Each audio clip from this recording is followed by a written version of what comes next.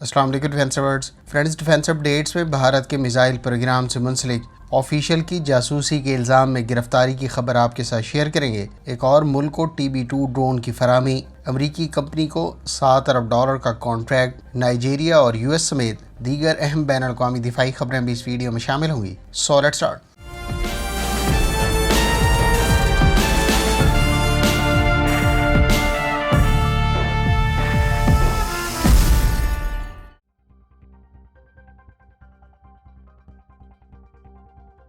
Friends, Bharat کی defence research and development organisation یعنی DRDO کے ایک سینئر آفیشل کو مقامی حکام کی جانب سے پاکستانی بیسڈ انٹیلیجنس آفیشلز کو حساس معلومات فراہم کرنے کے الزام میں گرفتار کر لیا گیا ہے۔ DRDO کے کریٹیکل مشنز، جس میں میزائلز بھی شامل ہیں، ان پروگرام سے منسلک ایک سینئر آفیشل کو پاکستانی بیسڈ انٹیلیجنس آفیشلز کی جانب سے ہنی ٹریپ کیے جانے کے الزامات ہیں۔ گو کہ سینئر آفیشل نے اس قسم کے الزامات کی تردید کی ہے، تاہم بھارتی حکام کے مطابق یہ سینئر آفیشل ستمبر سے اکتوبر کے دوران پاکستانی اسٹیٹ ایجنسی کے ساتھ مسلسل کانٹیکٹ میں رہے ہیں۔ اس دوران انہوں نے کئی وائس میسیجز کے علاوہ ویڈیو کالز بھی کی ہیں۔ یاد رہے کہ DRDO انڈیا کی ایک لیڈنگ آرگنائزیشن ہے جو کئی طرح کے ملٹری انجینئرنگ سسٹمز پر کام کرتی ہے، جس میں mid range surface to air missile systems, cruise missiles اور بیلسٹک میزائلز پروگرام قابل ذکر ہیں۔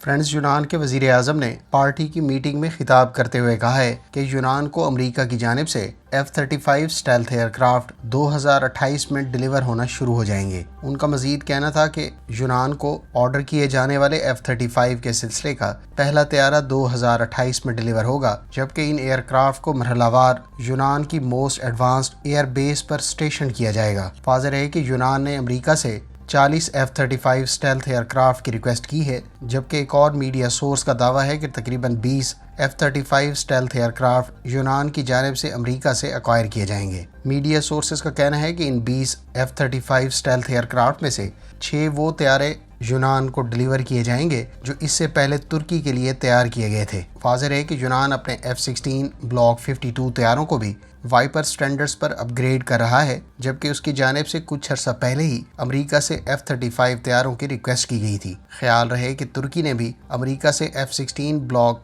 70 طیارے ایکوائر کرنے کی ریکویسٹ کی تھی، تاہم امریکی کانگریس کی جانب سے اس ریکویسٹ کو ریجیکٹ کر دیا گیا ہے۔ ادھر ترکی کے انڈر ڈیولپمنٹ خان 5th generation combat aircraft کے ابتدائی بلاک کے طیارے 2028 میں ہی ترک ایئر فورس کی سروس میں شامل ہونے کی توقع ہے۔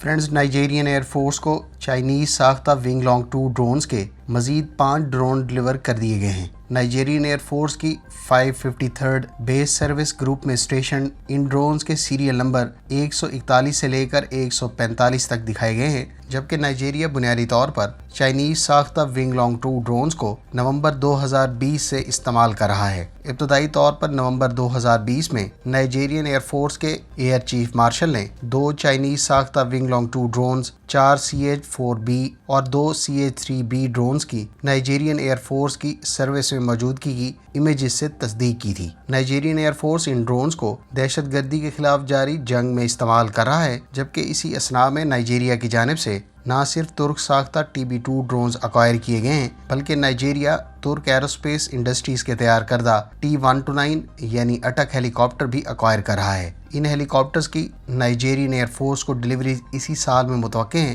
جبکہ Nigerian air force total 6 T-129 attack helicopters ترکی سے ایکوائر کر رہا ہے۔ خیال رہے کہ نائجیریا نے اکتوبر میں ہی ترک کمپنی بیرکتر کے ساتھ 6 TB2 ڈرونز اور 2 گراؤنڈ کنٹرول اسٹیشن سے متعلق کانٹریکٹ سائن کیا تھا۔ نائجیرین ایئر فورس پاکستان اور چین کے مشترکہ طور پر تیار کردہ JF-17 تھنڈر طیارے بھی استعمال کرتی ہے۔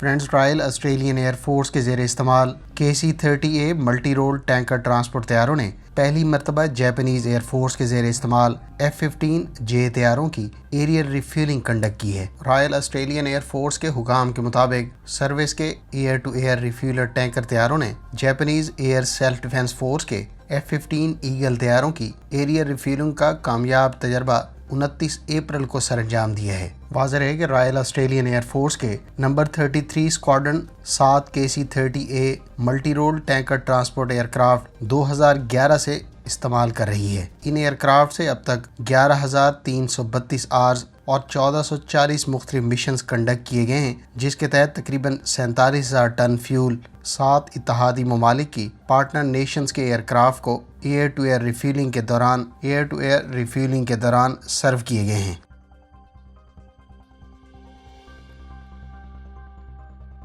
فرینڈز، امریکی فوج کی جانب سے ریتھیون اور لاکہیڈ مارٹن کے jointly developed javelin anti tank guided missile کے لیے لامحدود ڈیلیوریز اور لامحدود کوانٹٹی کے لیے $7.2 ارب کا کانٹریکٹ ایوارڈ کیا گیا ہے۔ اس کانٹریکٹ کے تحت یہ دونوں کمپنیاں 2023 سے 2026 کے دوران لامحدود کوانٹٹی میں javelin anti tank guided missiles اور ایسوسیٹڈ اکوپمنٹ اور سروسز US آرمی کو پرووائڈ کریں گی۔ واضح ہے کہ امریکی فوج اور امریکی حکومت کی جانب سے بڑی تعداد میں javelin anti tank guided missiles Ukrainian armed forces کو بھی ڈیلیور کیے گئے ہیں، جبکہ کمپنی کی جانب سے جیولن کی پر ایئر پروڈکشن کو 3,960 یونٹس پر ایئر تک 2026 تک لے جانے کا پلان ہے۔ Javelin anti tank guided missile کے بارے میں اطلاعات ہیں کہ یہ تقریباً 20 انٹرنیشنل کسٹمرز کو فروخت کیا گیا ہے، جس میں نارتھ میسیڈونیا اس کا لیٹسٹ کسٹمر ہے۔ حالیہ یوکرین جنگ کے تناظر میں اس اینٹی ٹینک گائیڈڈ میزائل کی ڈیمانڈ میں بے پناہ اضافہ ہوا ہے، جس کی وجہ سے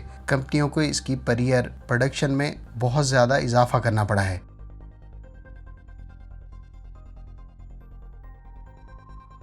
فرینڈز، امریکی ایئر فورس کے جنرل CQ براؤن کے بارے میں اطلاعات ہیں کہ وہ بہت جلد US آرمڈ فورسز کے chairman joint chief of staff کے طور پر جنرل مارک ملے کو ریپلیس کریں گے۔ واضح ہے کہ جنرل مارک ملے اس سے پہلے US آرمڈ فورسز کے 20ویں chairman joint chief of staff ہیں اور ان کا تعلق US آرمی سے ہے۔ تاہم اب جنرل CQ براؤن کے بارے میں اطلاعات ہیں کہ وہ US ایئر فورس کی جانب سے اب امریکی مسلح افواج کو بطور chairman joint chief of staff lead کریں گے۔ واضح ہے کہ جنرل CQ براؤن کا تعلق نہ صرف US ایئر فورس سے ہے، بلکہ وہ امریکی ہسٹری میں تینوں سروسز کو لیڈ کرنے والے پہلے بلیک پرسن ہوں گے۔ واضح ہے کہ chairman joint chief of staff بنیادی طور پر تینوں مسلح افواج کو لیڈ کرتا ہے اور US آرمڈ فورسز میں وقتاً فوقتاً تینوں آرمڈ فورسز کی برانچز یعنی آرمی، ایئر فورس اور نیوی سے اس کا انتخاب کیا جاتا ہے۔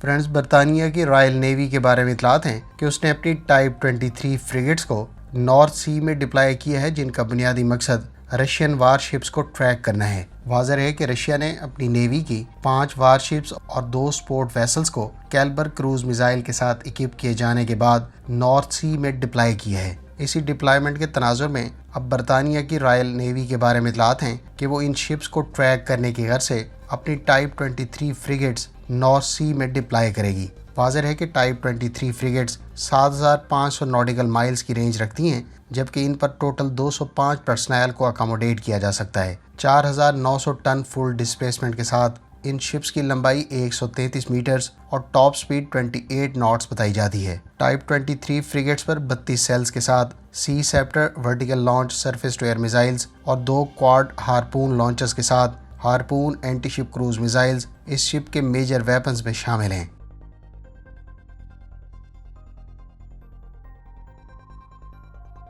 فرینڈز، ترک میڈیا سورسز کا کہنا ہے کہ کوسوو کی سیکیورٹی فورسز کو ٹرکش کمپنی بیرکتر کی جانب سے 5 TB2 ڈرونز ڈیلیور کر دیے گئے ہیں۔ میڈیا رپورٹس کے مطابق کوسوو کو ٹوٹل ڈیلیور کیے جانے والے 5 TB2 ڈرونز کانٹریکٹ سائننگ کے 7 ماہ بعد ڈیلیور کیے گئے ہیں۔ واضح ہے کہ کوسوو کی سیکیورٹی فورسز امریکہ اور اس کے اتحادیوں کی largest international exercise defender Europe 2023 میں بھی شرکت کر رہی ہیں، جبکہ کوسوو کی سیکیورٹی فورسز کو ان ڈرونز کی ڈیلیوریز اس ایکسرسائز سے چند روز پہلے ہی کی گئی ہیں۔ واضح ہے کہ دنیا کے تقریباً 30 ممالک کی جانب سے ترکی سے TB2 ڈرونز اکوائر کیے گئے ہیں، جس میں سے بہت سو کو ڈیلیوریز پہلے ہی کی جا چکی ہیں۔ فرینڈز، یہ تھیں آج کی ڈیفنس اپڈیٹس۔ امید ہے اس ویڈیو سے آپ کی معلومات میں اضافہ ہوگا۔ ملتے ہیں نیکسٹ ویڈیو کے ساتھ، اپنی دعاؤں میں یاد رکھیے گا۔ اللہ حافظ۔ پاکستان زندہ باد۔